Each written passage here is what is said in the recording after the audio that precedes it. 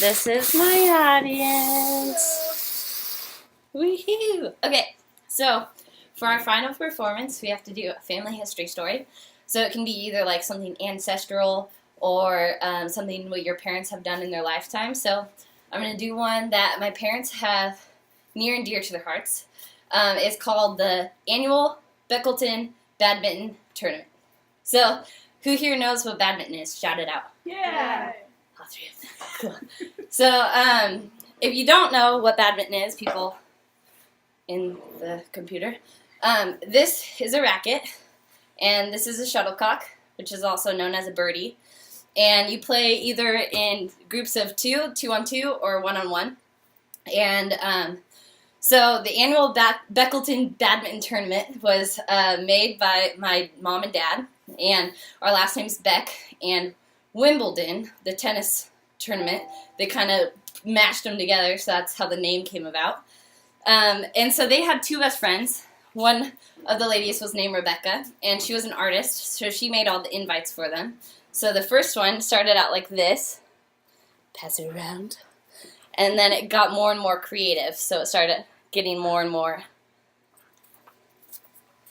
creative.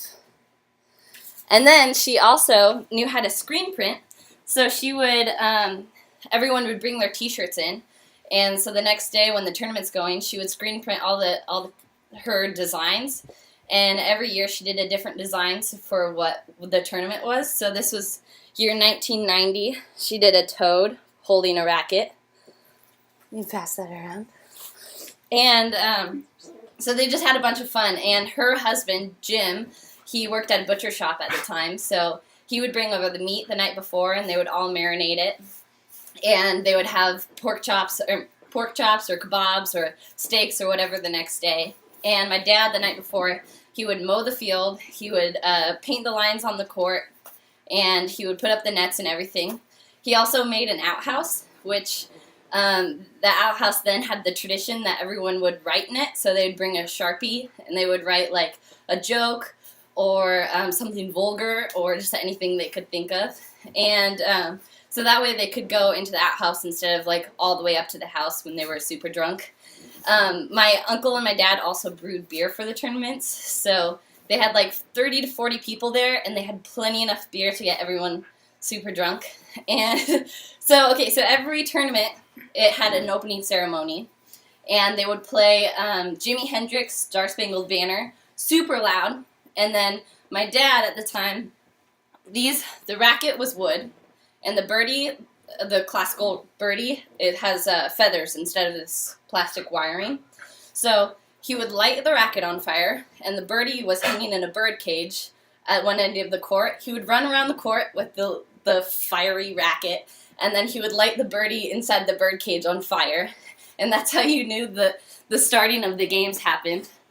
Also, sometimes when they didn't do that, they did, this guy rode in on a donkey, and so he would go around the court, and that's how you knew that it started. And then they had a bunch of other fun stuff. So, like, they had a piñata that they made look like a birdie, and inside the piñata they stuffed a bunch of little airplane alcohol bottles, so when people smashed it, they could grab which bottle that they wanted.